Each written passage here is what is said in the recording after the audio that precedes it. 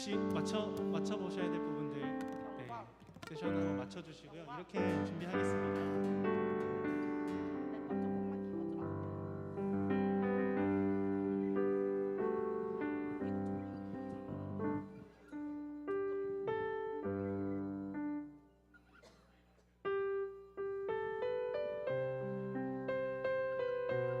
어, 어,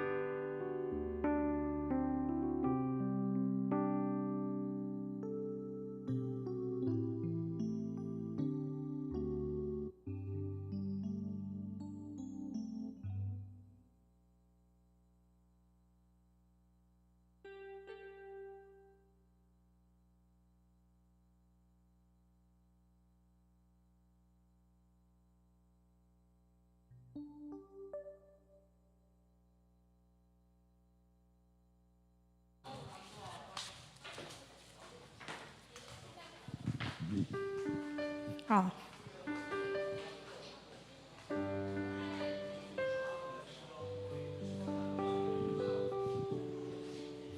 자, 자리를 정돈하시고 기도로 예배를 준비하도록 하겠습니다.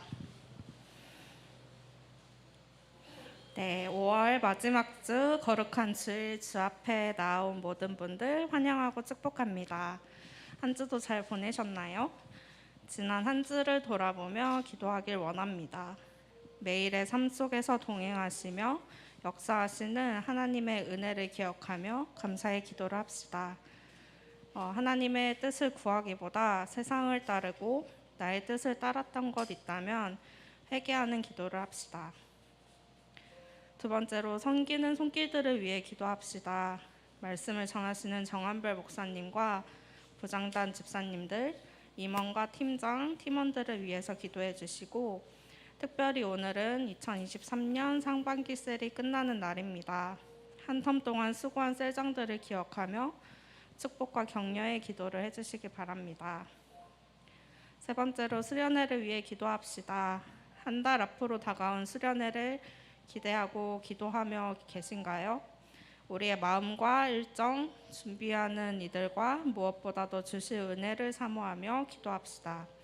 마지막으로 오늘의 예배를 위해 기도합시다.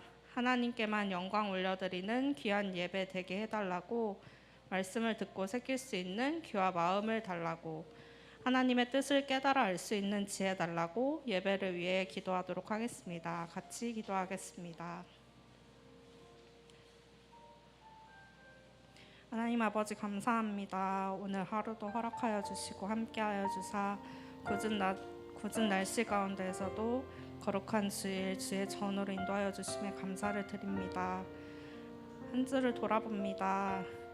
나의 죄된 모습들과 하나님의 함께하여 주시는 은혜를 기억하지 못하고 세상을 따르고 나의 뜻을 따랐던 것들을 하나님 회개하며 나아갑니다. 하나님께서 온전히 함께하여 주시고 늘 함께하여 주심을 기억하며 하나님의 말씀에 순종하는 삶 살 수 있도록 인도하여 주옵소서. 섬기는 손길들을 위해 기도합니다. 청년 2부에 정한별 목사님을 보내주셔서 말씀을 전하여 주시고 또한 함께 교제하게 하심에 감사합니다. 영육의 강건함을 더하여 주시고 가정의 평안과 사역의 형통함을 더하여 주사 섬김에 어려움 없도록 인도하여 주시길 원합니다. 부장단 집사님들 교회에 맡은 바 충성함으로 청년들의 본이 되게 하여 주시고 가정과 생업에 은혜가 넘치길 기도합니다. 앞서 섬기는 임원들 있습니다. 5이 하나 되게 하시고 청년 2부와 청년들을 위해 사랑으로 섬기며 기도하는 임원들 될 수 있도록 인도하여 주세요. 팀장과 팀원들 있습니다. 보이지 않는 곳에서 섬긴다 해서 낙심하지 않도록 붙들어 주시고 위로와 격려를 더하여 주세요. 특별히 오늘은 상반기 셀 마지막 날입니다. 한 텀 동안 수고한 셀장들 기억하여 주시고 각자의 어려운 상황 속에서도 셀장으로 섬기기로 결단하고 한 텀 진행해 왔는데 그 수고와 섬김을 기억하여 주시고 앞으로의 인생에서도 하나님께 더욱 쓰임받는 이들 될 수 있도록 기도합니다. 수련회를 위해서 기도합니다. 수련회가 한 달 앞으로 다가왔습니다. 아직 먼 듯도 하고 가까운 듯도 한 수련회인데 기대하며 기도함으로 준비할 수 있게 해주세요. 마음을 붙들어 주셔서 수련회를 사모함으로 참석하도록 인도해 주시고 일정들도 허락해 주셔서 기꺼이 함께할 수 있도록 인도해 주세요. 말씀을 준비하시는 목사님과 여러 준비하고 있는 임원들을 붙들어 주셔서 부족함 없이 준비되어 진행될 수 있도록 인도해 주세요. 수련에 함께하여 주셔서 차고 넘치도록 부어주실 은혜를 사모합니다. 준비와 진행과 끝나는 그 시간까지 모두 주께 맡기오니 선한 길로 인도하여 주실 줄로 믿습니다. 마지막으로 오늘의 예배를 위해 기도합니다. 하나님께만 영광 올려드리는 하나님만 바라보는 이 시간이 될 수 있도록 인도하여 주시고 하나님의 말씀에 귀 기울여 듣고 깨달아 아는 지혜를 허락하여 주옵소서. 하나님 뜻대로 살아갈 힘과 능력도 주시길 원합니다. 오늘도 살아 역사하시며 우리를 위해 중보 기도하시는 예수님의 이름으로 기도합니다. 아멘. 계속해서 묵상하심으로 예배를 준비하도록 하겠습니다.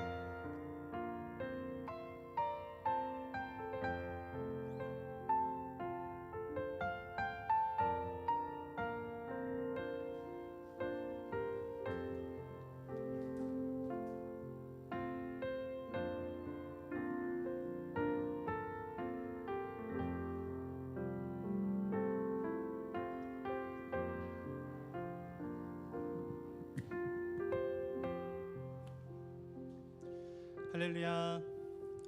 오늘도 항상 이렇게 일찍부터 자리에 예배를 준비하시고 계시는 우리 사랑하는 여러분들을 주님의 이름으로 환영하고 축복합니다.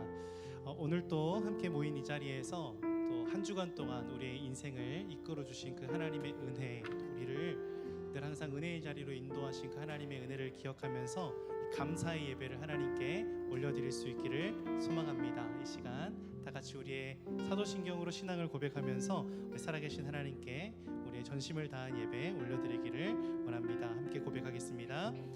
전능하사 천지를 만드신 하나님 아버지를 내가 믿사오며 그 외아들 우리 주 예수 그리스도를 믿사오니 이는 성령으로 잉태하사 동정녀 마리아에게 나시고 본디오 빌라도에게 고난을 받으사 십자가에 못 박혀 죽으시고 장사한 지 사흘 만에 죽은 자 가운데서 다시 살아나시며 하늘에 오르사 전능하신 하나님 우편에 앉아 계시다가 저리로서 산자와 죽은 자를 심판하러 오시리라.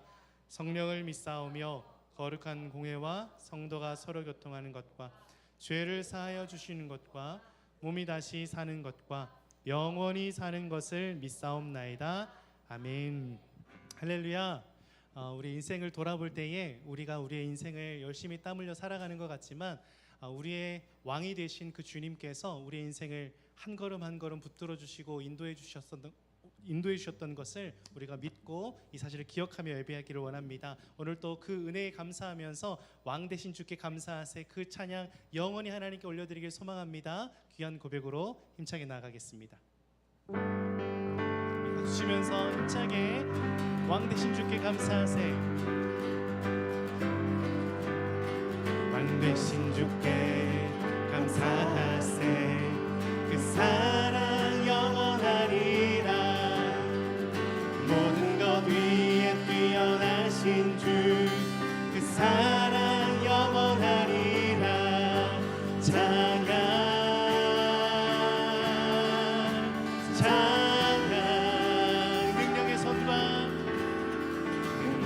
손과 여신 팔로 그 사랑 영원하리라. 거듭난 영혼들을 위하여 그 사랑 영원하리라. 찬양 찬양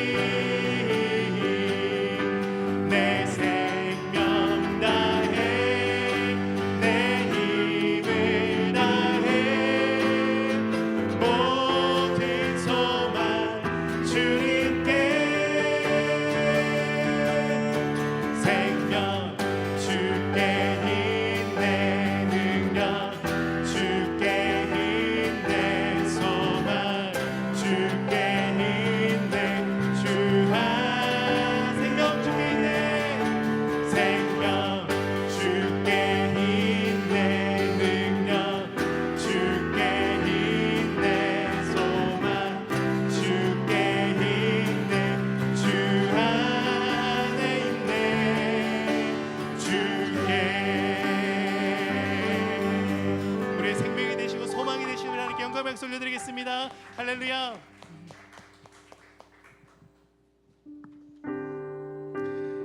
은혜 없이는 우리가 한순간도 살아갈 수 없다라는 고백을 우리가 얼마나 수도 없이 많이 하는 줄 모릅니다. 그런데 우리가 항상 우리가 세상을 살아가는 동안에 잊어버리게 되는 것도 바로 이 사실인 것 같습니다. 내가 지금 살아가고 있는 이 순간이 하나님의 은혜로 된 것임을 정말 많이 잃어버리는 것 같아요. 오늘 이 예배의 자리에 나오면서 우리가 회복하길 원하는 거, 은혜 없이는 우리가 살아갈 수 없는 존재라는 것을 우리가 다시 한번 기억함으로 우리가 은혜 가운데로 다시 한번 나아갑니다. 하나님 은혜 우리에게 더하여 주시고, 하나님 늘 우리가 하나님을 의지하여 살아갈 수 있는 믿음 우리에게 허락하여 주시옵소서. 이 귀한 고백을 이 귀한 찬양에 담아 하나님께 영광 올려드릴 수 있는 저희들 되기를 소망합니다. 어둠 속 헤매이던 내 영혼, 어둠 속 헤매이던 내 영혼, 갈 길 몰라 방황할 때에 주의 십자가 영광의 그 빛이 나를 향해 비추어 주셨네.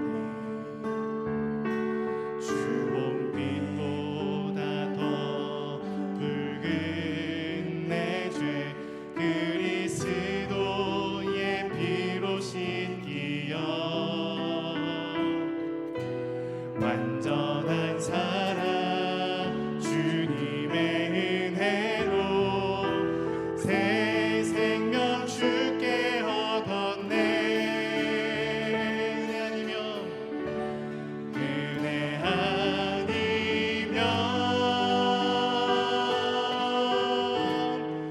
나서지 못하네. 십자가의 그 사랑 능력 아니면 나서지 못하네. 은혜 아니면 나서지 못하네. 놀라운 사랑 그 은혜 아니면 나서지 못하네. 다시 한번 고백합니다. 어둠 속 헤매이던, 어둠 속 헤매이던 내 영혼, 갈 길 몰라 방황할 때에 주의 십자가 영광의 그 빛이 나를 향해 비추어 주셨네. 나의 노력과 의지가 아닌 오직 주님의 그 뜻 안에서 의로운 자라, 의로운 내게 말씀하셨네. 내게 말씀하셔 완전하신 그대로, 완전하신 그 은혜로. 은혜 아니면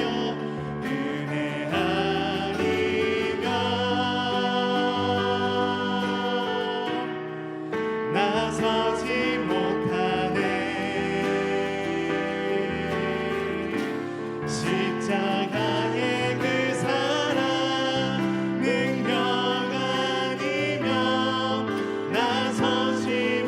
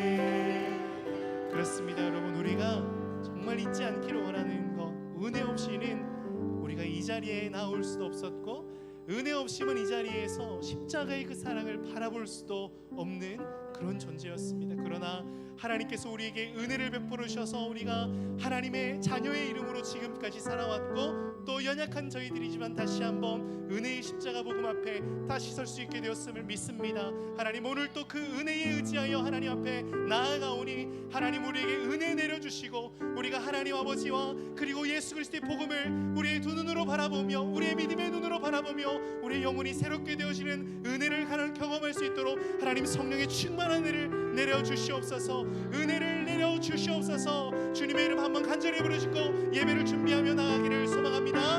주여 은혜로우신 하나님 아버지 감사합니다. 하나님 아버지 오늘 또 우리에게 하늘의 크신 은혜를 하나님 베풀어 주시기 위하여서 연약한 우리의 인생길 하나님 아버지 친히 주시고 하나님 우리를 은혜의 보좌 앞으로 하나님 나올 수 있도록 인도하여 주신 은혜를 감사합니다. 오늘도 이 시간 예수 그리스도의 십자가 은혜에 의지하여서 하나님의 말씀 앞에 서싸우니 하나님 그 말씀에 하나님 우리가 주여 도전을 받고 하나님의 성령의 충만한 은혜로 우리의 삶이 새롭게 되어지는 은혜를 경험할 수 있도록 하나님 인도하여 주시옵소서. 하나님 이 자리에 나와서 하나님 아버지 은혜를 하나님 바라만 보고 돌아가는 자들이 아니라 하나님 그 은혜를 우리 마음에 담아갈 수 있는 귀한 은혜의 시간이 될 수 있도록 하나님 역사하여 주시고 풍성한 은혜 나타내 주시옵소서.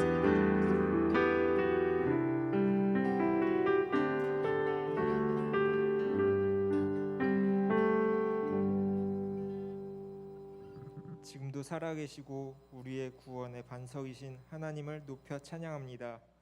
우리의 견고한 요새시고 우리의 길을 완전케 하는 하나님 감사합니다. 여호와 하나님 저희를 사랑하셨기에 건져주심을 믿고 하나님 앞에 나왔습니다. 이 시간 하나님과 연합되는 복되고 아름다운 예배 시간이 되게 인도하여 주옵소서. 하나님 저희는 땅의 흙먼지 같은 존재, 힘없고 나약한 존재들입니다. 조그마한 바람에도 넘어지고 말에 상처받고 베풀기보다는 욕심과 교만에 찬 삶을 살아가고 있습니다. 세상 사람들과 다를 바 없이 살아가는 저희 안에 성령의 불로 일지하여 주옵소서. 세상보다 하나님 아버지께 기쁨을 받을 수 있는 저희 모두가 되게 하여 주옵소서. 예배를 위하여 기도합니다. 예배를 돕는 손길들을 기억하시고 이들로 인해 예배가 더욱 하나님이 기뻐 받으시는 예배가 되게 하여 주옵소서. 목사님을 통해 선포되는 말씀이 저희의 영의 귀와 눈이 떼어지게 하옵시고 은혜 충만함으로 세상 속으로 나아가 승리하는 삶이 되게 하옵소서. 저희에게 힘이시오 소망이신 거룩하신 예수 그리스도의 이름으로 기도하옵나이다.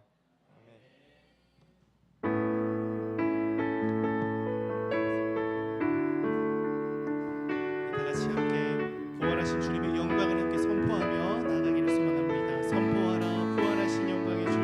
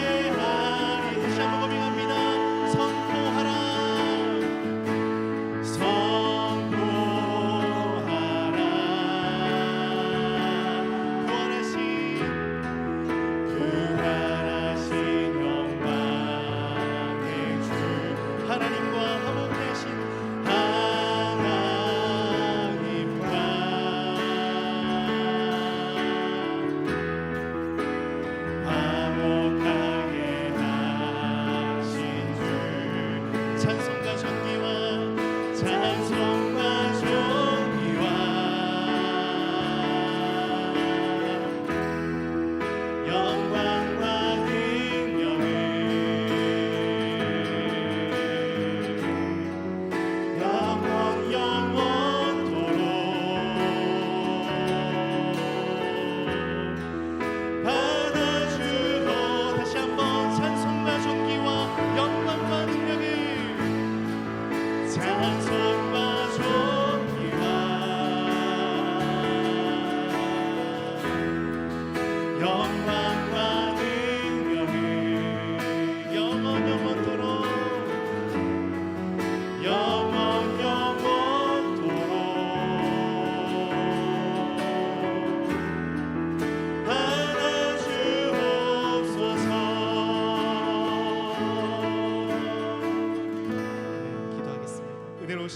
아버지, 하나님의 존귀한 그 이름을 높여 찬양하게 하시고 오늘 또 그 이름 의지하여서 하나님의 존전에 나올 수 있도록 하신 그 은혜, 우리의 전 생명을 바쳐서도 갚을 수 없는 그 은혜를 우리가 누리고 있음을 이 시간 고백하며 하나님께 감사의 찬송과 영광을 올려드립니다. 하나님, 그 은혜, 헤아릴 수 없고 한량 없는 그 은혜를 우리가 이 시간 찬양으로 고백했던 것처럼 우리도 영원토록 주님을 찬양합니다. 경배합니다. 고백했사오니 하나님이 고백 위에 우리의 믿음을 받아주시고 우리가 우리의 삶을 다 드려 우리의 모든 인생을 통하여 하나님을 찬양 올려드리며 영광 올려드릴 수 있는 그런 인생 살아갈 수 있도록 하나님 함께하여 주시고 역사하여 주시옵소서. 하나님, 이 시간 우리 자신을 하나님께 드리는 마음으로 예배하러 나온 예배자들, 하나님 빈손으로 나오지 않고 우리에게 허락하신 물질들 가운데에 일부를 하나님께 가지고 나와 하나님 올려드립니다. 이 귀한 예물 하나님 아버지께서 이미 기쁘게 받으신 줄로 믿사오니 이 믿음으로 드려진 이 귀한 예물들 가운데에 함께하여 주셔서 하나님의 놀라운 영광을 드러내고 주의 복음이 증거되는 데에 귀하고 아름답게 요긴하게 사용될 수 있도록 하나님 인도하여 주시옵고, 하나님이 예물 드린 손길들마다 하나님 풍성한 은혜와 복을 더하여 주심을 통하여서 그들의 인생을 통하여 더욱 하나님께서 영광 받으시는 인생 되어줄 수 있도록 하나님 아버지 역사하여 주시옵소서. 이 시간 하나님의 말씀을 듣기를 소망합니다. 귀 기울여 하나님의 말씀을 듣는 모든 자들에게 하늘의 신령한 은혜를 베풀어 주시옵시고 그 말씀을 따라 살아가는 인생들 될 수 있도록 성령의 충만한 은혜 베풀어 주셔서 하나님 이들의 인생을 통하여서 하나님께 온전히 다 내어드리는 심장을 주님께 드릴 수 있는 귀한 청년들의 삶 될 수 있도록 인도하여 주시옵소서. 이 귀한 예배 시간 가운데 홀로 영광 받으실 하나님께 감사드리며 예수님의 이름으로 기도하옵나이다. 아멘.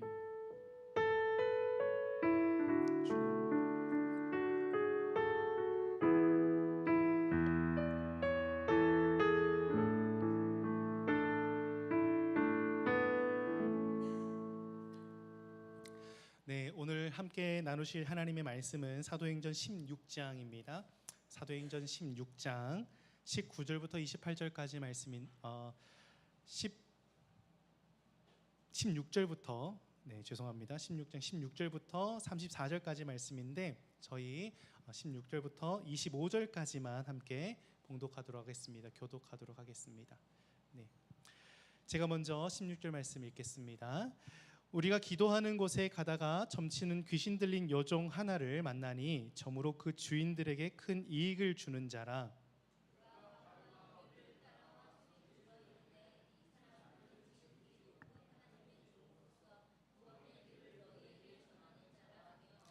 이같이 여러 날을 하는지라 바울이 심히 괴로워하여 돌이켜 그 귀신에게 이르되 예수 그리스도의 이름으로 내가 네게 명하노니 그에게서 나오라 하니 귀신이 즉시 나오니라.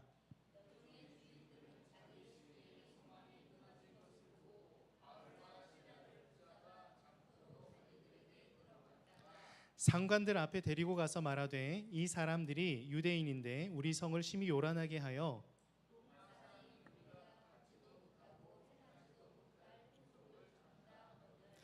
우리가 일제히 일어나 고발하니 상관들이 옷을 찢어 벗기고 매로 치라 하여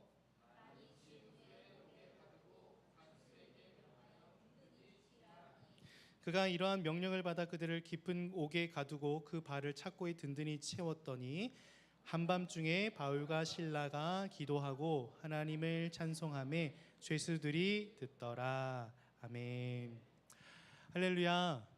오늘 또 거룩한 주일 말씀 앞에 모이신 우리 사랑하는 여러분들 가운데 말씀하시는 하나님의 은혜가, 그 말씀이 우리 마음속에 들려지는 은혜가 가득하시기를 주님의 이름으로 축원합니다. 우리가 지난 주에 어떤 말씀을 나눴습니까? 제 1차 선교 여행 중에 루스드라에서 있었던 사건을 중심으로 함께 말씀을 나눴습니다. 우리가 제 1차 선교 여행 각 그 성마다 어떤 일들이 있었는지 돌아보며 은혜를 나누면 그것도 참 은혜가 될 텐데 시간이 많이 걸리는 관계상 제가 지도를 하나 보여드리고 좀 설명을 드리겠습니다. 좀 지도가 여러분 보이십니까? 노란색 글씨들 보이십니까?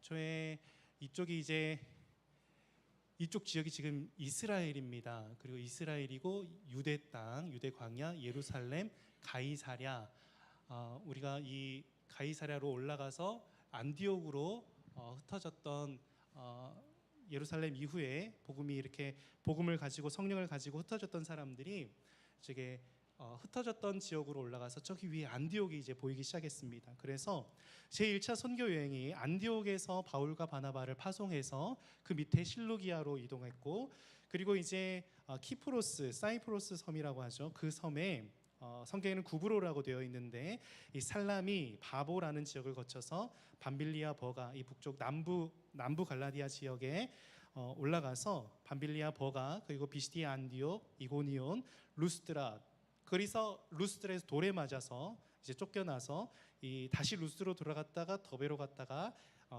바울이 루스드라로, 그리고 이고니온으로, 그리고 비시디아 안디옥으로 자신의 생명에 위협을 줬던, 돌로 쳤던 사람들이 있었던 지역으로 돌아가서 주의 복음을 전하고, 아탈리아로 내려가서 항구에서 배를 타고 다시 자신을 파송했던 안디옥으로 돌아가는 여정, 이것이 제 1차 선교 여행입니다. 그러면 어느 지역인지 보이십니까? 저기 밑에 있는 초록색 지역이 이제 이집트에 있는 그 삼각주 지역, 그러니까 아프리카 대륙 사이에 있는 지중해에서 이렇게 홍해를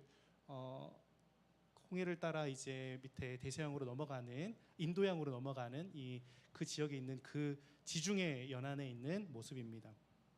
여러분, 이렇게 바나바는 사도행전 13장 2절, 우리 지난주에 살펴봤던 것처럼, 기록된 것처럼 안디옥에서 성령께서 친히 불러 시키신 일, 주의 복음을 이방 땅에 전하는 일을 위한 이 첫 번째 여정을 마치고 이제 다시 안디옥 교회로 돌아왔습니다. 그런데 우리가 오늘 본문 말씀을 이제 건너뛰어서 보고 있지만요, 15장 1절을 보니까 유대로부터 어떤 사람들이 안디옥에 내려와서 안디옥에 있는 형제들을 가르치기 시작했습니다. 유대 땅에서부터 안디옥까지 찾아와서 안디옥에 있는 성도들을 가르치기 시작했는데, 뭘 가르치냐면 너희가 모세의 법대로 할례를 받지 않으면 등의 구원을 받지 못하리라. 예수 그리스도의 복음을 받아들여서 너희가 교회의 일원이 되었지만 그것으로 충분한 것이 아니고 너희가 모세의 법대로 할례까지도 받아야 한다. 남성의 생식기 표피를 자르는 그 할례를 받아야 그가 구원을 받는다.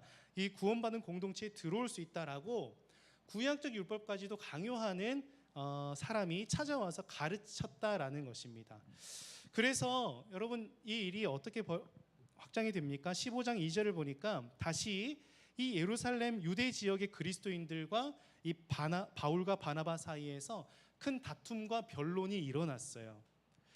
아무래도 안디옥이 예수 그리스도의 복음을 열방으로 가도록 하기 위한 복음의 전초 기지가 되었지만, 예루살렘과 유대 지역은 이스라엘의 역사, 구약의 역사와 뿌리가 있었던 곳이기 때문에 아무래도 영향력이 컸던 지역이었어요. 그래서 예루살렘과 유대에서 계속해서 바리새파나 유대파 신자들이, 바리새파나 유대파 그리스도인들이, 복음을 받아들였던 사람들이 이제 이방인들이 구원을 받았다고 교회 공동체로 그리스도인으로서 하나님 나라의 백성이라고 함께 이렇게 들어오기 시작했는데, 그들이 율법도 모르고 율법도 지키지 않는 사람들이 들어왔다라고 하니까 그들이 영향을 계속해서 미치게 되는 거죠.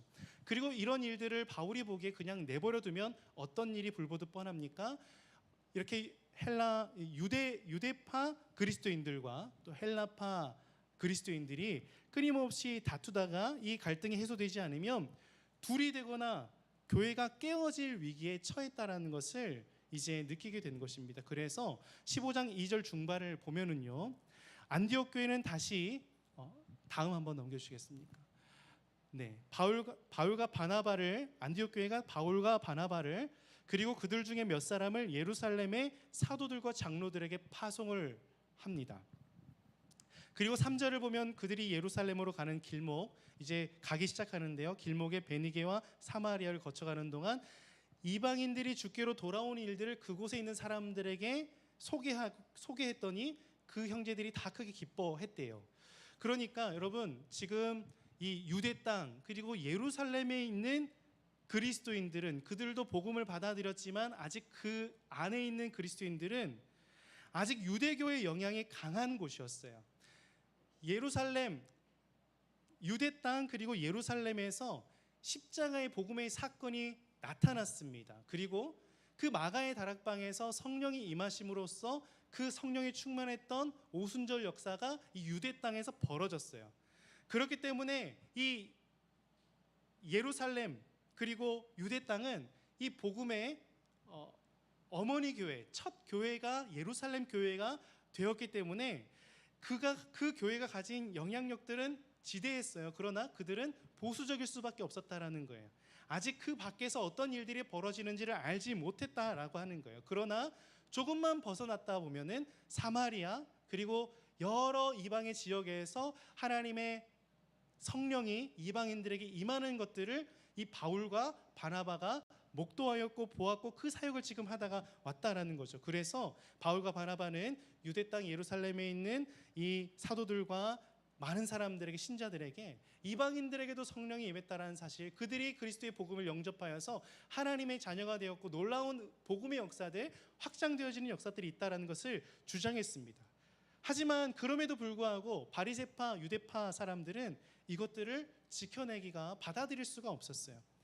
그러자 그 중에 있던 누가 등장해서 정리를 하냐면 그 사도들의 리더 역할을 했던 베드로가, 우리가 지난주에도 말씀을 살폈던 것처럼 자신에게 주셨던 환상, 하나님이 자신에게 주셨던 환상과 자신이 경험했던 이방인에게 성령이 임했던 그 사건들을 다시 스스로 이 예루살렘에 있는 사도들과 성도들에게 이야기를 하면서 여기서 이 예루살렘 공회에 매우 중요한 결정을 하게 됩니다.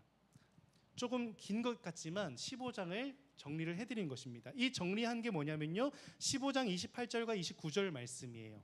여러분 이거 함께 같이 보시겠습니다. 시작.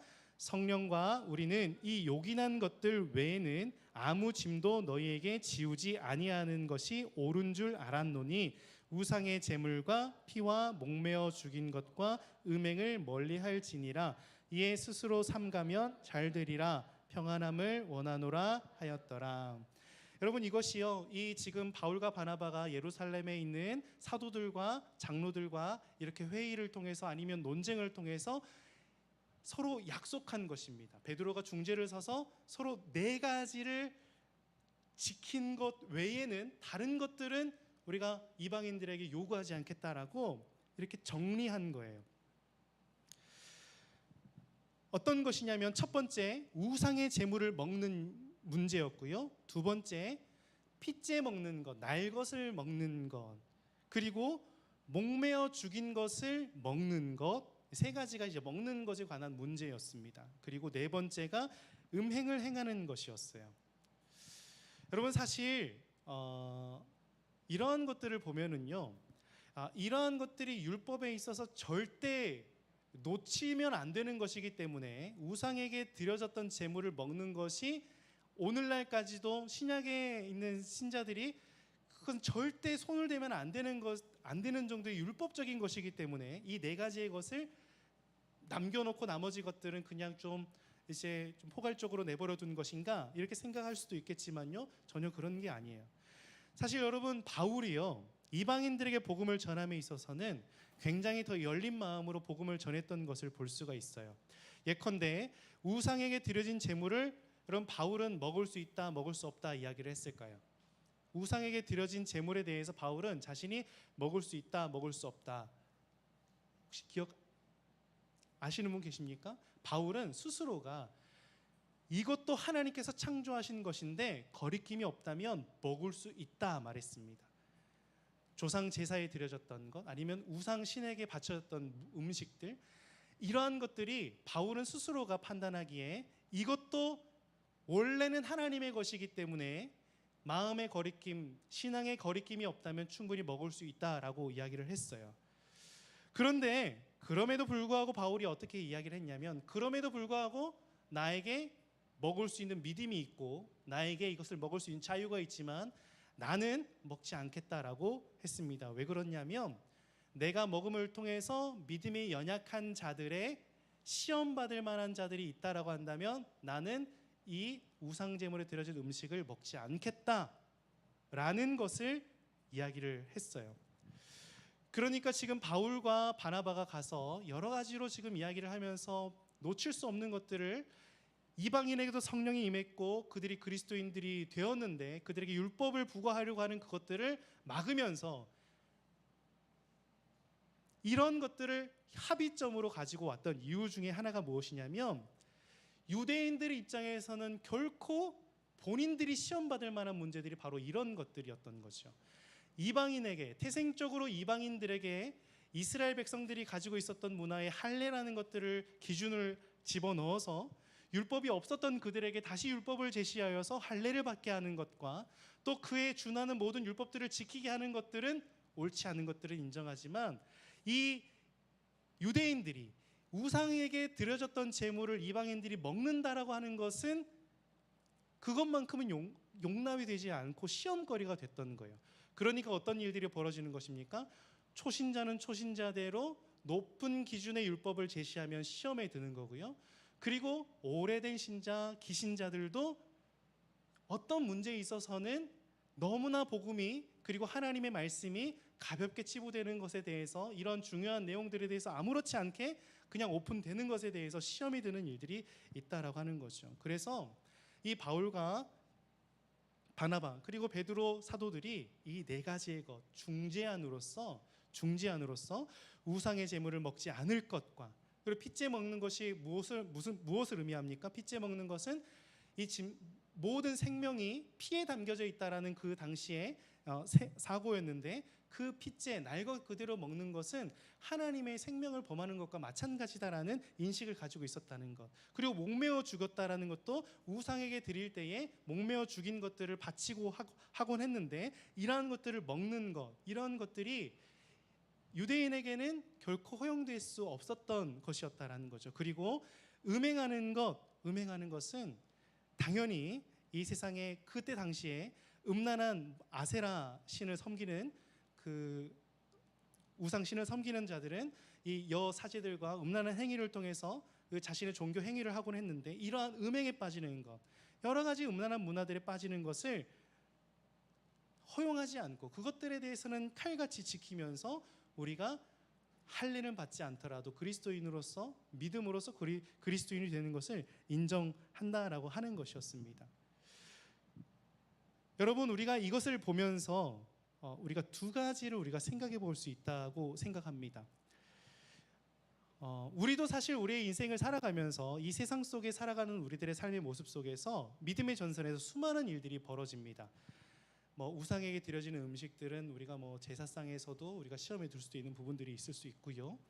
그 밖에 우리의 일상생활 속에서 사회생활 하다 보면 술 문제, 담배 문제, 또 여러 가지 오락 문제, 또 오늘날 어떤 물질적인 것들을 생각해 보면 주식의 문제, 복권의 문제, 돈의 문제, 아니면 너무나 세상 사람들 서로 각을 세우고 다투고 감정 싸움을 하는 이러한 다툼의 문제, 파벌의 문제, 파당을 나눠서 경쟁하는 문제, 그리고 음란한 것들, 연애, 그리고 섹스, 그리고 여러 가지 음란한 문화들을 우리가 너무 쉽게 접하는 이러한 문제들 등등의 문화들이 여러분 우리의 일상생활 속에 알게 모르게 피부에 와닿아 있는 문제들이 많이 있죠.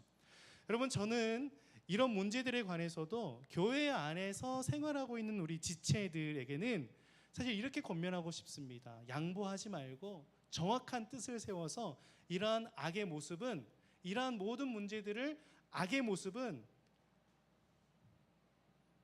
완전히 떨어뜨릴 수 있는, 악을 멀리할 수 있는 그런 기준을 분명히 세워야 한다라고 권면하고 싶습니다. 우리가 세상을 살아가다 보면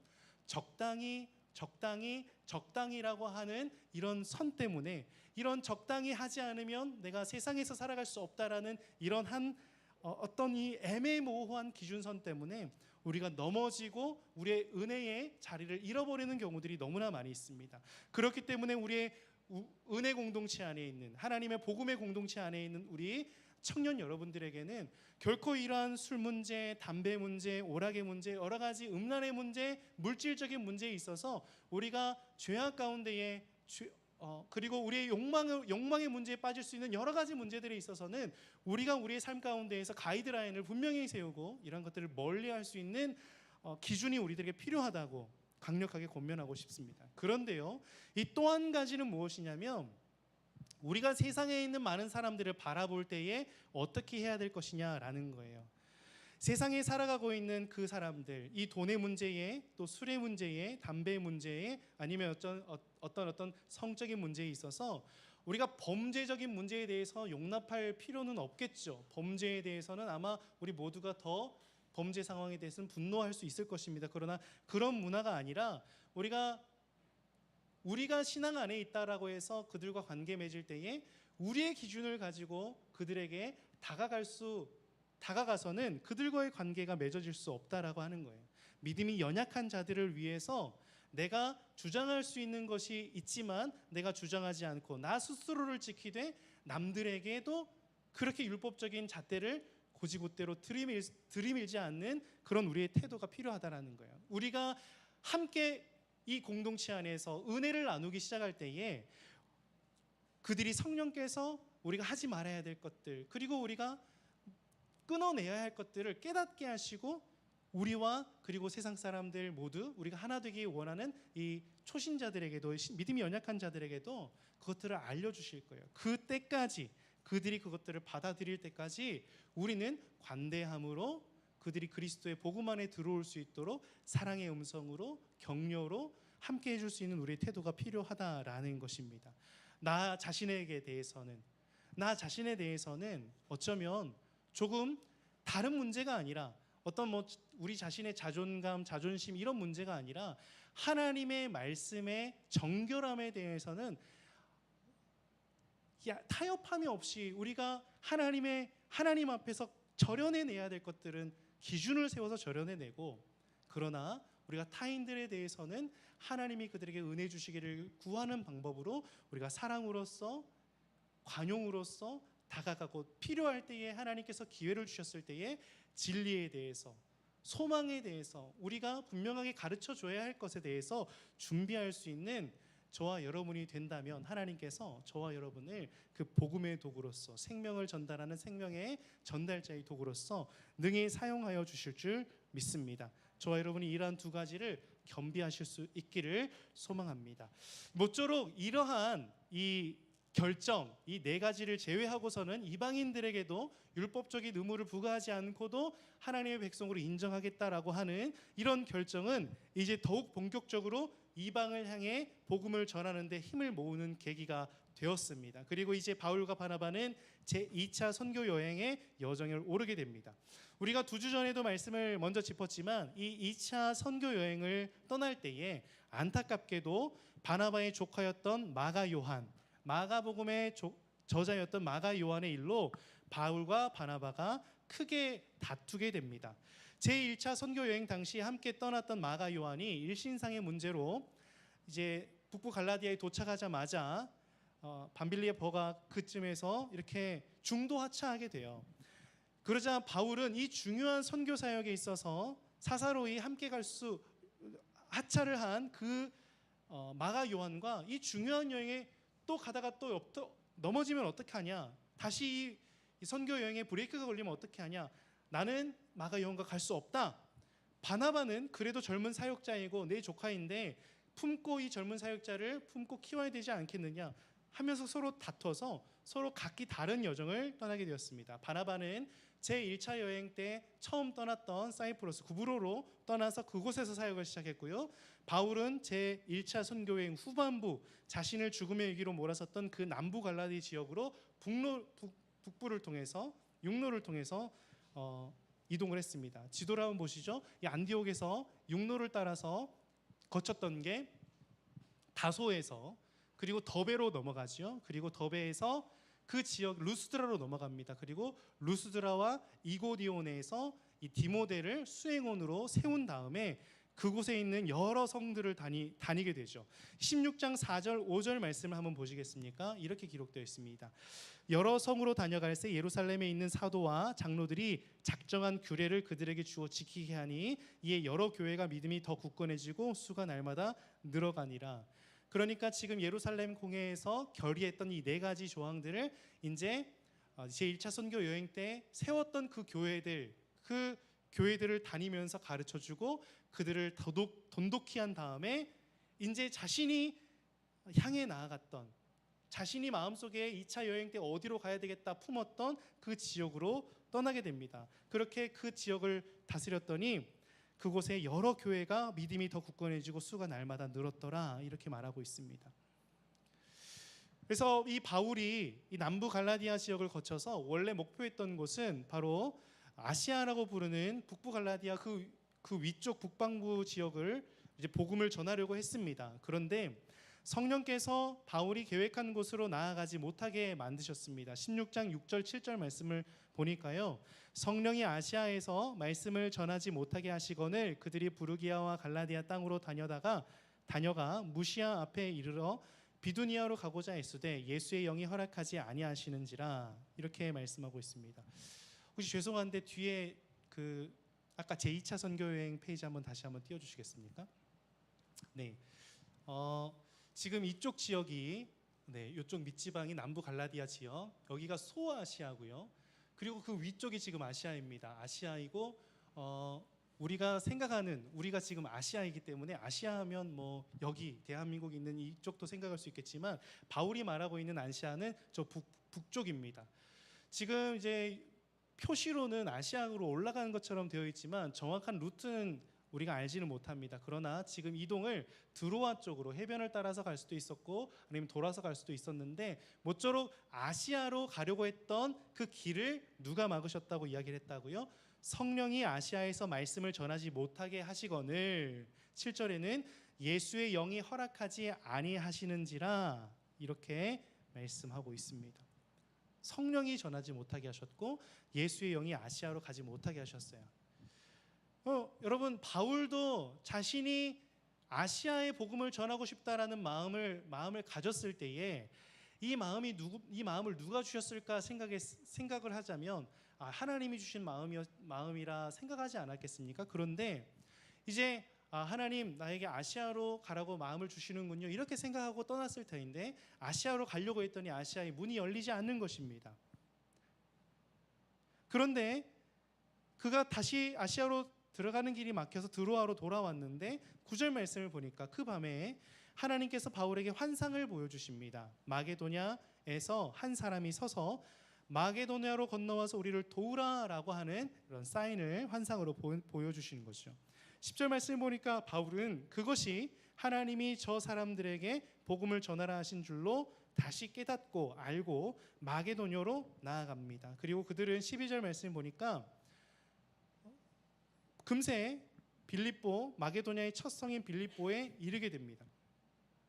아직 그곳에는 회당이 있지는 않았던 것 같습니다. 아마 회당이 있었으면 바울이 그 즉시 회당에 가서 안식일마다 복음을 전하고 그곳에 있는 사람들을 만났을 터인데 회당이 있지 않아서 떠돌아다니면서 모일 곳들을 찾고 있었던 것 같아요.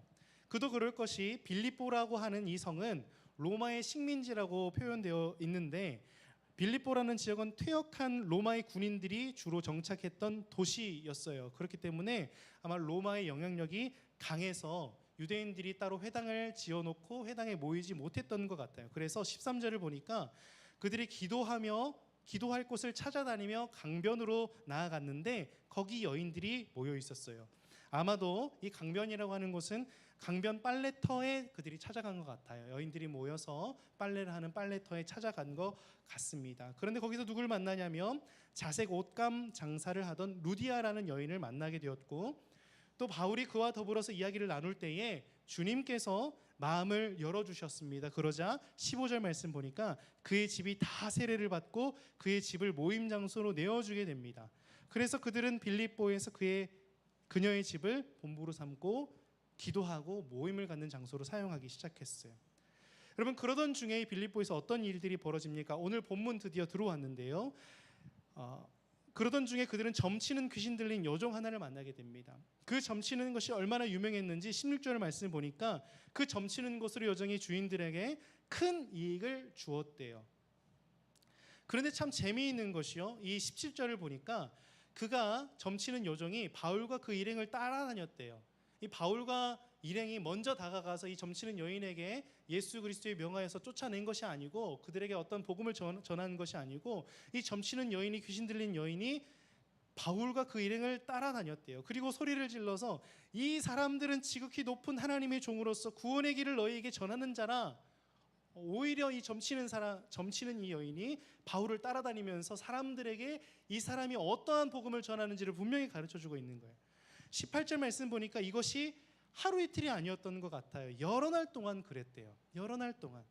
그래서 바울이 심히 괴로워하여 돌이켜서 계속 쫓아다니니까 바울이 드디어 미안했을까요? 마음이 심히 괴로워서 돌이켜서 그 귀신에게 이르러 예수 그리스도의 이름으로 내가 내게 명하노니 그에게서 나오라 하니 귀신이 어떻게 되었습니까? 그 여종의 몸에서 나오게 됩니다. 그런데 여러분, 이 사건에 있어서 이 일이 문제가 아니에요. 이 일 후에 벌어진 일들을 보니까 19절 말씀을 보니까요, 여종의 주인들이 자기 수익의 소망이 끊어진 것으로, 그러니까 주인이 한 명이 아니라 주인들이라고 하고 있죠. 이 여종이 얼마나 많은 사람들에게 이렇게 관계 맺으면서 이 자신이 점치는 것들을 갖다 바치는지, 큰 이익을 만드는지 많은 사람들이 이 점치는 요정을 쫓아다니면서 점을 봤다라는 거죠. 돈을 주면서. 그 수많은 이익이 끊어진 것을 보고 바울과 실라를 붙잡아 장터의 관리들에게 끌고 갔어요. 시장의 관리들에게 끌고 갔고, 그리고 20절 말씀을 보니까 그들의 상관들 앞으로 끌고 갔어요. 이들이 유대인인데 성을 요란하게 한다면서 상관들에게 끌어가죠. 그리고 21절 말씀 보니까 로마 사람인 우리가 받지도 못하고 행하지 못할 풍속을 전한다고 하면서 예수 그리스도 복음을 전하면서 그들이 성찬을 하고 주의 살을 떼고 주의 피를 마신다라고 하는 이런 이야기들을 하면서 우리가 따라하지도 못할 풍습을 전한다고 하여서 실제로 살을 먹고 피를 마신다라고 생각을 하고 그렇게 고발을 한 것입니다. 22절 말씀 보니까 무리가 일제히 일어나서 고발을 하기 시작해요. 그들의 상관이 바울과 그의 일행의 옷을 찢어 벗기고 매로 치고서 23절 말씀 보니까 결국은 그들을 옥에 가두어 버렸어요. 사실 그들이 이렇게 바울을 치고 옷을 찢고 치고 옥에 가둘 때에 바울은 여기서 분명히 할 수 있는 말이 있었어요. 그만하시오. 내가 로마의 시민권을 가진 자요. 내가 로마 시민이란 말입니다. 이 한마디만 했다라고 한다면 그 사람들에게 매를 맞지도 않을 수 있었고 신문을 받지 않을 수도 있는 그런 상황이었어요. 그런데 그럼에도 불구하고 바울은 그 한마디 말을 꺼내지 않고 그들이 하는 대로 옷의 찢김을 당하고 매질을 당하고 옥에 갇히게 되었죠. 여러분, 왜 그랬을까요? 왜 그랬을까요? 여러분, 다른 성명으로는 어떠한 것도 설명할 수 없다고 생각을 합니다. 그가 이후에 옥중에서 보인 행동을 보면 그 이유를 우리가 분명하게 알게 돼요. 그의 마음에 성령이 이끄시는 대로 그의 고난받기를 마다하지 않았다라는 것 외에는 우리가 다른 것으로 설명할 수가 없다라고 생각이 됩니다. 그들이 옥에 갇혀서 그렇게 어떻게 합니까? 결국 25절 말씀 함께 보시겠습니까? 25절 말씀입니다. 함께 읽겠습니다. 시작. 한밤중. 네. 죄송합니다. 제가 이 페이지를 잘못 작성을 한 것 같습니다. 네. 23절이라고 되어 있는데 이 말씀인데 25절 말씀 함께 보겠습니다. 시작. 한밤중에 바울과 실라가 기록하고 하나님을 찬송하며 죄수들이 듣더라. 아멘. 한밤중에 바울과 실라가 기도하고 하나님을 찬송했습니다. 여기서 이 기도는 아마도 하나님 여기서 우리가 나가게 해주십시오라고 하는 간절한 기도가 아니었을 것이 확실합니다. 왜냐하면 이 감옥에 들어오지 않을 수 있는 방법이 분명히 있었는데도 불구하고 그는 들어왔고 그가 기도했고 그가 찬송을 했어요. 살려달라는 찬송을 하진 않았을 거 아니에요. 하나님을 찬송했어요. 그가 그 안에 머물고 계시는 성령으로 인해서 그가 지금 붙들고 나아가고 있는 이 복음을 붙들고 나아가고 있는 그 복음 때문에 그의 마음 속에는 이런 매질이 그리고 이런 억압이 이런 옥에 갇힌 이런 상황들이 물론 고통스러웠겠죠. 맞았으면 아팠겠죠.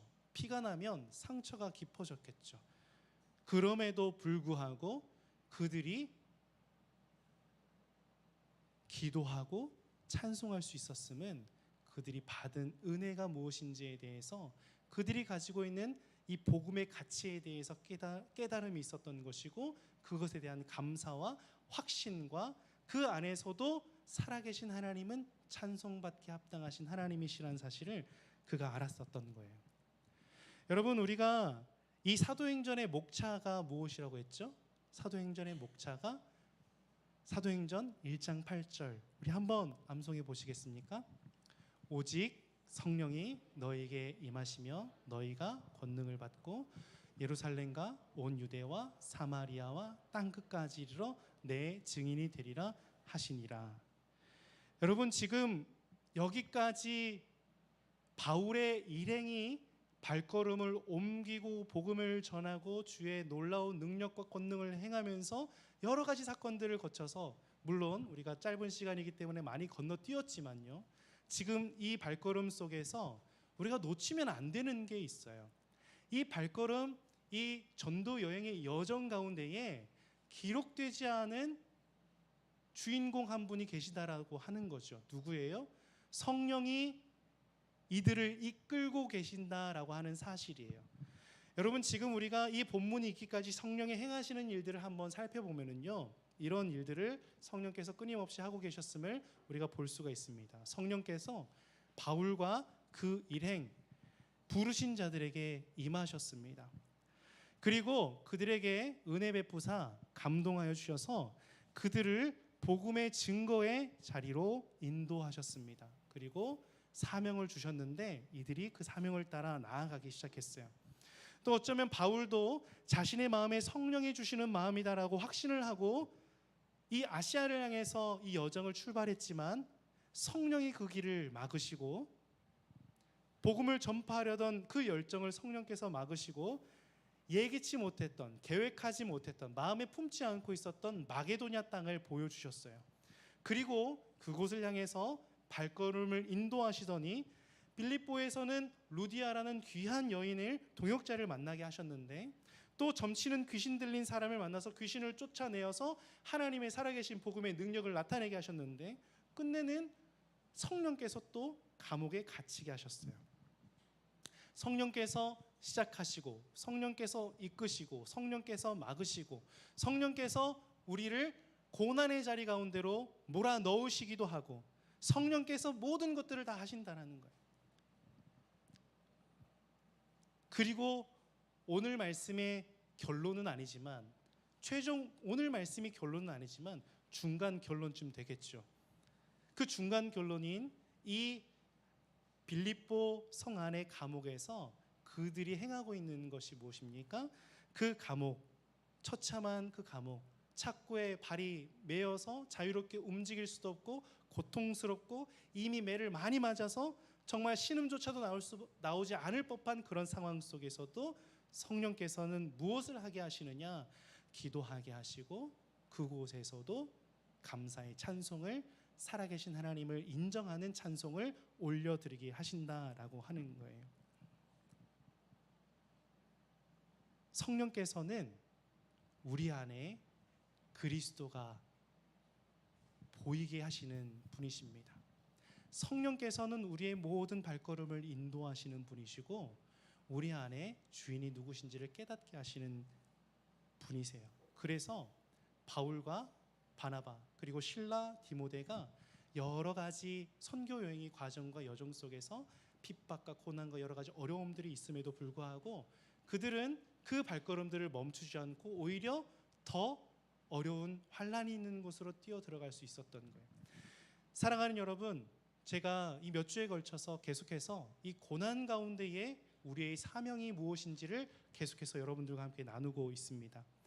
여러분, 하나님께서 우리들에게 예수 그리스도의 복음을 주시고 그 복음이 우리를 살리셨다라고 하는, 예수 그리스도의 복음을 통해서 내가 하나님의 자녀가 되었다라고 하는 이 놀라운 복음이 우리 기독교의 생명이고 신자된 저와 여러분의 심장일 터인데, 여러분, 우리는 어쩌면 그 예수 그리스도의 복음이 나를 살린 이후에는 더 이상 내 인생에 필요 없는 것으로, 아니면 어떤 선교사님이나 목사님이나 아니면 전도사나 어떤 다른 사명자들의만의 사명인 것으로 생각하게끔 하는 이 세대에 여러 가지 바쁜 문화들이 우리들을 엄습하고 있다라고 생각을 하게 됩니다. 여러분, 우리가 생각해 보면 여러분들의 일상생활 속에서 하나님이 주신 복음의 사명이 무엇인지를 여러분 얼마나 우리가 누리고 계십니까? 여러분, 우리의 일상생활 속에서 얼마나 우리의 인생 가운데 예수가 주인이시라는 고백을 얼마나 많이 하고 계시고 그 사실을 다시 한번 상기시키시면서 살아가고 계시냐는 거예요.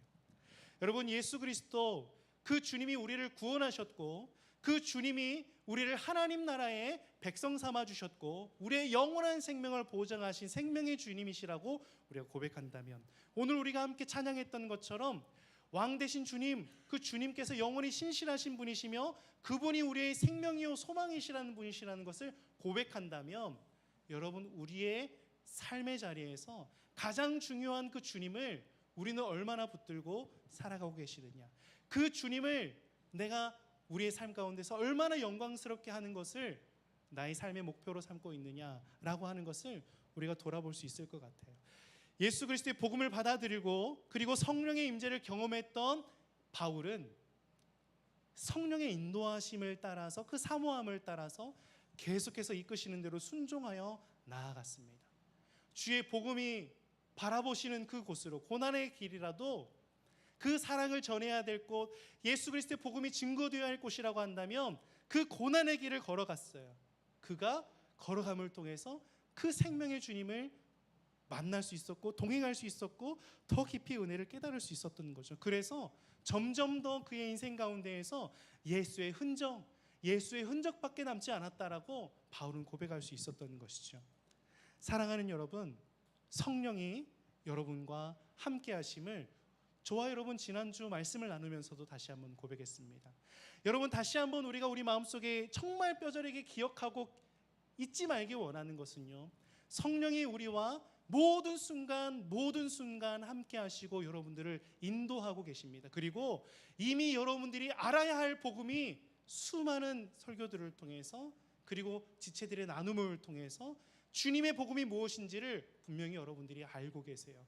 하나님이 여러분들의 마음속에 이미 말씀을 주셨고 이 세상에 왕같은 제사장으로 부르셔서 그 말씀을 가지고 이 세상을 살아가기를 원하세요. 그 말씀을 가지고 살아가기를 원한다는 것은 이 세상에서 멋지게 좀 그럴싸하게 하나님의 말씀으로 살아내는 사람들로 살아가라는 것이 아니라 그 말씀의 핵심인 생명을 나누는 자들로 이 세상을 살아가라는 사명을 주셨다라고 하는 것이죠.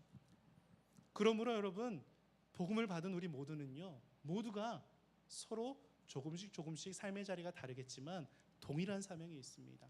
성령이 임하시면, 예수 그리스도의 복음이 성령의 임하심으로 우리에게 진짜로 받아들여지면 우리가 우리의 일상생활 속에서 우리가 살아가고 있는 곳이 어디냐에 따라서 예루살렘과 온 유대와 사마리아와 땅끝까지 이르러 주님의 증인이 되게 하시는 것, 주의 말씀을 가르쳐 지키게 하는 것, 이것이 우리의 본질적인 사명이라는 것을 여러분, 저와 여러분이 잊지 않기를 소망합니다. 그래서 여러분, 우리가 예배 때마다 그리고 우리가 말씀 앞에 설 때마다 우리가 기억해야 되는 것이 무엇이냐면 집중해야 되는 거예요. 예수 그리스도의 복음에 집중하고 하나님이 내게 들려주시는 말씀이 무엇인지를 집중해야 되는 거예요. 그리고 우리의 삶을 살아가는 동안에도 내 본질이 무엇인지를 집중해야 되는 거죠. 내 생명의 본질이 무엇인지 집중해야 되는 거예요.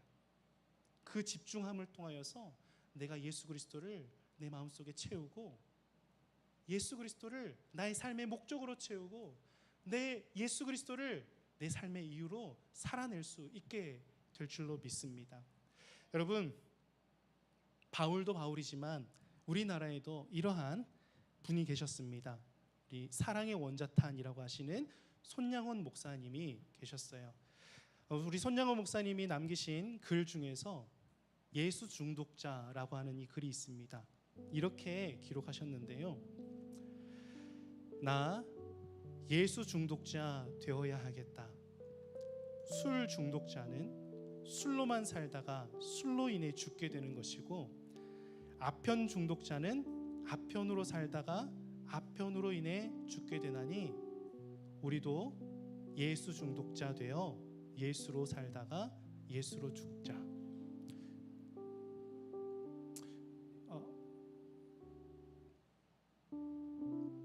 여러분, 손양원 목사님에 대해서 설명하자면 깁니다.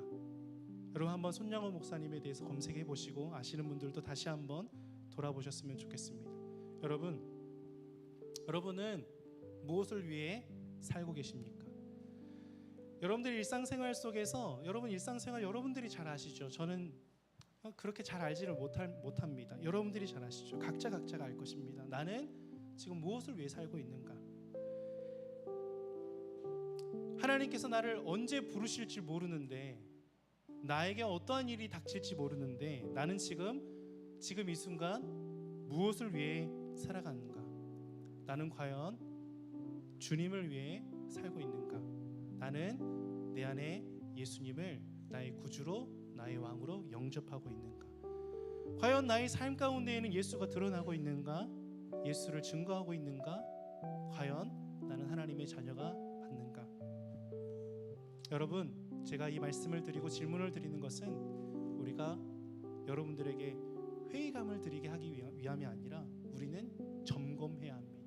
내가 예수의 종인데, 예수의 제자인데, 하나님의 자녀인데 내가 그와 같이 살아가지 못하고 있다면 우리는 다시 우리의 삶을 돌이켜 내게 어떤 은혜가 주어졌는지를 다시 분명히 묵도해야 합니다. 여러분, 하나님이 여러분에게 주신 은혜는요, 크신 은혜예요. 얼마나 크신 은혜입니까? 우리가 헤아릴 수 없는 크신 은혜, 나의 생명을 다 바쳐도 갚을 수 없는 그 은혜를 우리가 받았습니다. 이미 하나님이 주셨다라는 거예요. 이미 하나님이 주셔서 여러분 안에는 이미 예수로 충만합니다. 여러분 안에는 성령이 계세요. 여러분, 성령께서 여러분보다 작으신 분이세요. 이미 여러분 안에 크신 성령님이 함께 계신다라는 거예요. 왜 그걸 못 보세요? 왜 우리가 그걸 못 볼까요? 여러분, 우리가 이걸 보기를 원하자고요. 우리 하나님, 날마다 그 크신 주님, 내게 부어주신 그 주님의 크신 은혜를 내가 날마다 보면서, 아, 나에게 예수가 충만하구나, 아, 내가 너무나 이거를 간과하고 살았구나, 성령을 하나님께서 우리들에게 보내주셨는데, 우리와 함께 하시는데 정말 바보같이 이것도 생각하지도 못하고 내 주변에 있는 바쁜 일정들 때문에, 너무나 어려운 숙제들 때문에 내가 이걸 너무나 잊고 살았구나. 여러분, 이것들을 좀 돌이켜서요, 크신 성령님이 우리와 함께 하심을 누리자고요. 그러면 우리가 이렇게 하나님을 어떤 순간에서도 감사로 기도할 수 있을 것이고요, 찬양할 수 있을 것입니다. 바울과 실라가 그것을 누렸던 거예요. 그 모든 여정 하나하나 속에서 자신이 돌에 맞아 죽기 직전까지 갔어도, 감옥에 갇혔어도, 자신이 마음에 품고 있었던 길이 막혀도, 내가 예기치 못한 다른 길로 하나님이 인도하셔서 삐지고 낙담하고 나 그만하려 하는 것이 아니라, 그 순간에도 기도하고 찬송함으로써 그 이후 이야기 여러분 읽어보시면 알잖아요. 거기에 있는 간수들의 가족들이 다 세례를 받고 구원을 얻고, 많은 사람들이 바울 앞에서 부끄러움을 당하게 되는 역사들이 일어나잖아요. 여러분, 기도하고 찬송하게 하시는 분은 성령 하나님이시고, 우리 안에 있는 예수 그리스도의 은혜가 우리를 그렇게 이렇게 세우실 줄 믿습니다. 그런데 그 은혜가 어디에 있다고요? 저와 여러분 안에 이미 부어졌다고, 그 사실을 여러분이 기억하실 수 있기를 소망합니다. 여러분, 이 시간 충만이라는 찬양 함께 찬양하기를 원하는데요, 내가 정말 보잘것없이 무명 같아 보여도, 공허해 보여도, 우리가 고난 중에 있어도, 내가 몸이 연약하여도 나는 예수로 충만합니다, 나는 성령으로 충만합니다, 이 사실 잊지 않기를 소망합니다라는 고백으로 우리 함께 찬양했으면 좋겠습니다. 무명이어도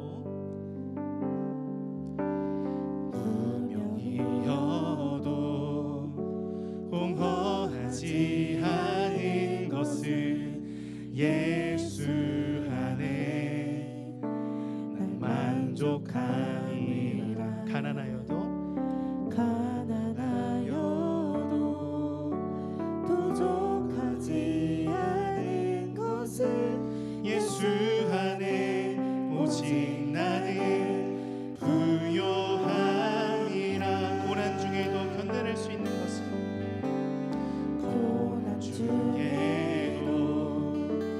견뎌낼 수 있는 것은 주의 계획 있기 때문이라. 실패하여도 일어설 수 있는 것은 예수 안에 오직 나는 승리함이라. 난 예수로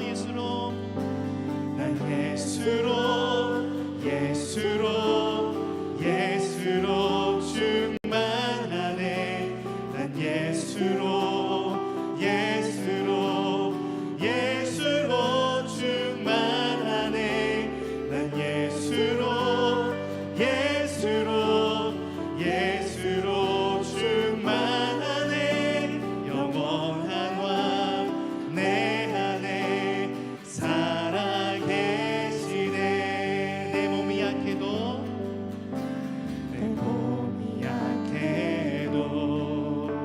낙심하지 않은 것은 예수 안에 난 완전함이라.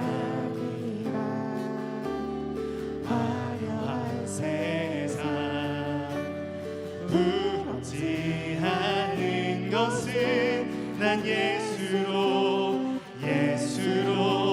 충만함이라. 난 예수로 충만하네. 세상 모든 것들도 부럽지 않네. 난 예수로 충만하네. 영원한 왕 내 안에 살아계. 계속해서 고백합니다. 난 예수로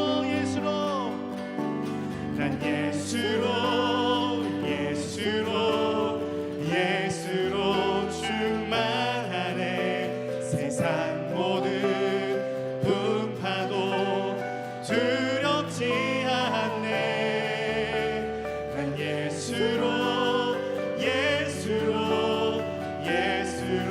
충만하네.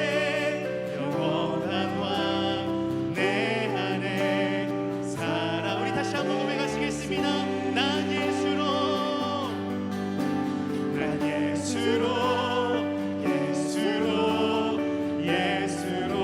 충만하네. 세상 모든 것들도 부럽지 않네. 난 예수로 충만하네. 영원한 왕 내 안에 사. 우리 마지막으로 다시 한번 난 예수로 충만합니다. 선포하십시다. 예수로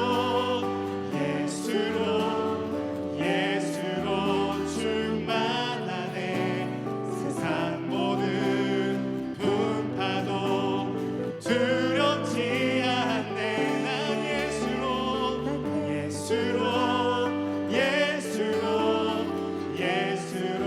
충만하네. 영원한 왕 내 안에 살아계시네. 영원한 왕 내 안에 살아계시네. 그렇습니다.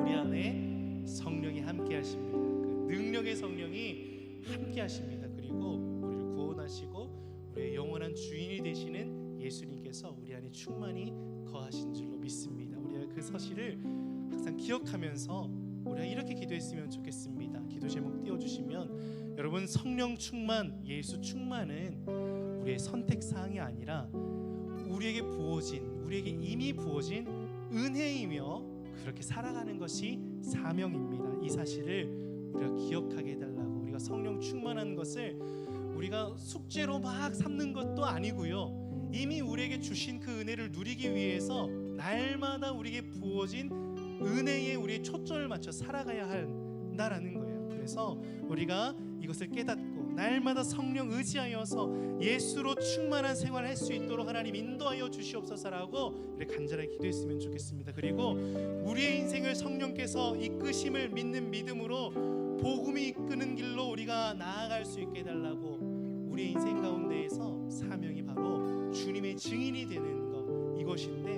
우리가 그 복음이 이끄는 곳으로 나아가서 그곳에서 끊임없이 기도하고 참된 찬송을 하나님께 올려드리게 해달라고. 내가 기분 좋을 때만 기도하고, 아니 힘들 때만 기도하고 기분 좋을 때만 찬송하는 것이 아니라 어떠한 순간 가운데에서 감사하며 기도할 수 있고 어떤 역경 속에서도 살아계신 하나님의 영광 올려드릴 수 있는 믿음의 군사들 될 수 있게 해달라고, 이 두 가지 기도 제목 가지고 이 시간 합심해서 함께 기도하기 원합니다. 기도하시겠습니다.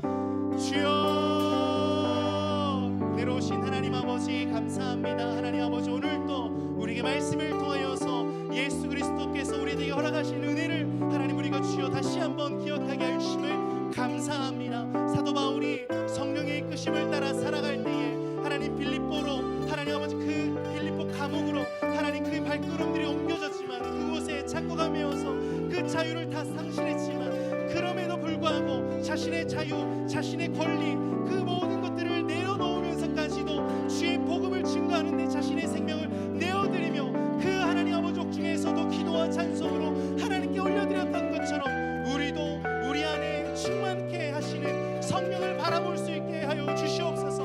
우리 가운데 부으신 그 구원의 은혜, 예수 그리스도의 사랑의 능력의 은혜를 우리가 날마다 하나님 아버지 묵상하게 해주시고 기억하게 해주시고, 우리의 삶의 자리에서 낙담하고 불평하고 하나님 넘어진 그 자리에서도 다시 일어나 감사의 고백으로 하나님께 영광 올려드릴 수 있는 저희들 모두가 될 수 있도록 하나님 아버지 인도하여 주시기를 하나님 간절히 원합니다. 우리 청년들의 모든 삶의 자리에서 여러 가지 시험거리들이 있고 하나님 아버지 사명을 하나님 아버지 희미하게 만드는 삶의 많은 문화들이 있지만 하나님 우리가 말씀을 붙들고 하나님 이 말씀을 나의 생명으로 삼아 하나님 아버지 우리의 일생을 살아가기를 소원하오니 하나님 우리의 사명이 분명하게 하나님 주의 복음을 증거하고 예수 그리스도의 증인된 삶을 살아가기 위해 있을 수 있는 저희들 모두가 될 수 있도록 하나님 인도하여 주시고 역사하여 주시옵소서. 하나님께서 함께하여 주심으로 하나님 우리 청년들의 삶의 모든 자리에 살아계신 하나님의 놀라운 은혜의 역사들이 하나님 나타날 수 있도록 하나님 이끌어 주시며 하나님 크신 은혜와 부흥이 하나님 우리 가운데에서 나타날 수 있도록 하나님 인도하여 주시옵소서. 은혜로우신 하나님 아버지 감사합니다. 하나님께서 우리에게 은혜 베풀어 주셔서 우리가 이미 하나님의 자녀가 되었고 우리 안에 성령이 동행하시며 예수 그리스도께서 충만히 거하심을 하나님 알게 하여 주심을 감사합니다.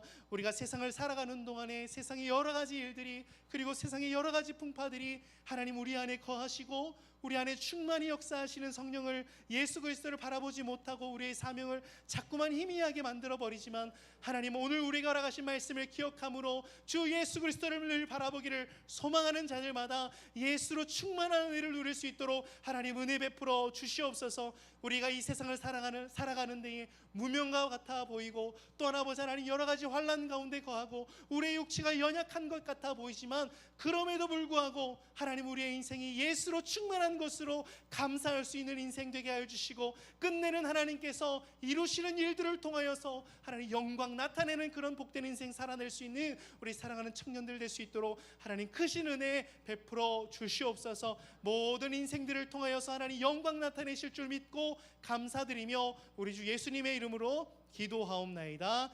아멘. 우리 주 예수 그리스도의 은혜와 하나님 아버지 크고 위대하신 사랑과 성령의 교통하심이 우리 안에 허락하신 하나님의 은혜가 성령의 충만하심을 그리고 예수로 충만하게 하심을 하나님 믿고 그 믿음으로 그 충만한 은혜를 누리기를 소원하는, 그래서 세상 가운데에서 하나님께서 우리들에게 맡겨주신 제1의 사명인 예수의 증인이 되게 하시는 그 사명을 잘 감당할 수 있기를 다짐하는 우리 사랑하는 청년이부 지체들 머리 위에 이들의 삶의 자리와 이들의 발걸음들과 이들의 모든 관계들 위에 지금으로부터 영원토록 함께 있을지어다. 아멘.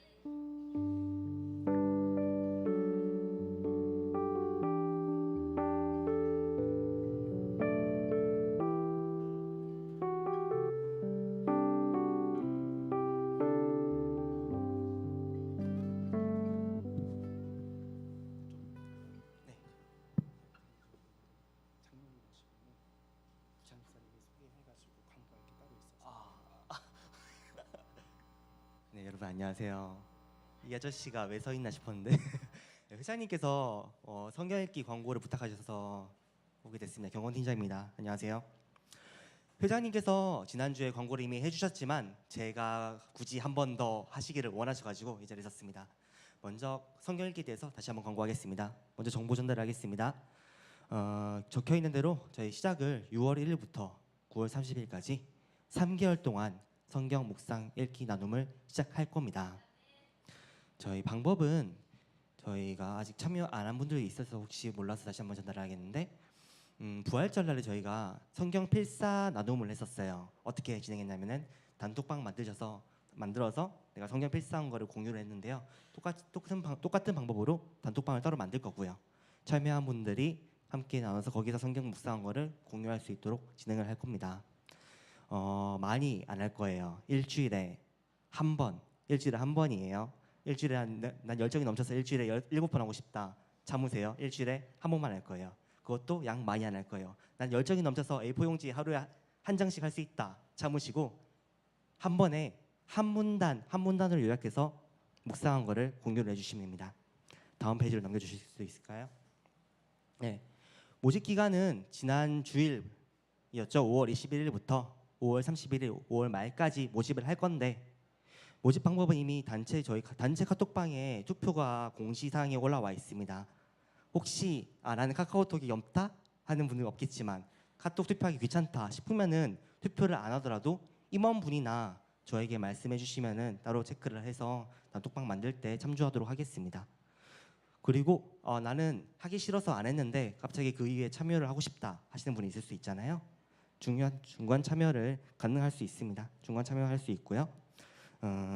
저희 성경 범위, 묵상 범위는 저희가 말씀을 저희가 공개적으로 줄 수도 있지만 먼저 자율적으로 각자가 묵상하는 성경 범위가 있을 거 아니에요. 예를 들어서 내가 벌써 1년에 성경 1독을 계획하고 있고 지금 예를 들어서 열왕기상을 읽고 있다 하면은 그거 읽어주시면 되고요. 만약에 난 성경 묵상을 하지 않는데 라고 할 때면은 제가 그런 분들을 위해서 말씀 범위를 일주일 동안 읽을 걸 정해줄 거예요. 그거를 자유롭게 묵상하시면 됩니다. 이거는 글씨가 적어서 보일지 모르겠지만 이게 제가 8일 전 주일 묵상 때 PPT 공유용으로 만든 건데 그때 제가 큐티용으로 민수기 31장 1절부터 19절 했거든요. 여러분 저 자유롭게 주제는 뭐 저렇게 한 문단으로 뭐 쭉 적어놨는데 내가 어떤 걸 느꼈는지 조약해서 적으시면 됩니다. 여러분 사실 진짜 별거 아니거든요. 일주일에 성경 한 문단으로 정리해서 공유하기. 그렇게 해서 내 생각에서 나 이런 거 안 해도 되겠는데? 근데 그렇게 생각할 수 있겠지만 여러분 이걸 통해서 성경을 안 읽던 지체들이 성경을 읽을 수 있는 기회가 있을 수 있어요. 나에게 유익이 안 되니까 난 참여하지 않겠다. 나에게 도움이 안 되니까 난 안 하겠다. 라는 생각보다는 여러분 함께 함으로써 누군가는 성경을 읽지 않는 하나님 묵상하지 않는 기회에서 하나님을 향해서 나아갈 수 있다는 생각으로서 참여하실 분들 함께 참여했으면 좋겠습니다. 네, 이상으로 이제 멋진 영상 나올 거예요. 네.